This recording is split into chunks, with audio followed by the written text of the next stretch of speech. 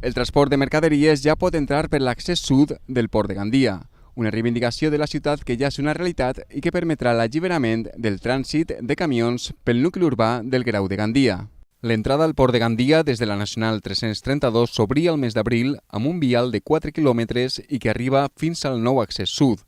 Gandia sempre necessita infraestructures que estiguen a l'alçada de la competitivitat empresarial que tenim a la nostra ciutat i a la nostra comarca, de manera que aquesta infraestructura era necessària, és benvinguda, és aplaudida i ara el que cal és utilitzar-la. Hem complit amb una reivindicació històrica per part del sector empresarial, per part de la ciutadania, i ara la ciutat podrà encetar projectes que també té pendents, com és la dignificació de la barriada marítima del Grau, sense tindre com a inconvenient que teníem este trànsit de camions. Es verdad que es el más pequeño, pero también es verdad que tiene cierto dinamismo y tiene una situación privilegiada. Las Afores es una de las áreas industriales más importantes y potentes de la Comunidad Valenciana y lo que tenemos que hacer es poner una infraestructura como esta al servicio de las empresas. Está dotado de todas las ventajas y novedades informáticas que os podéis imaginar. Los camiones van a poder pasar de una manera automática, van a estar conectados con la base de datos nuestra en Valencia.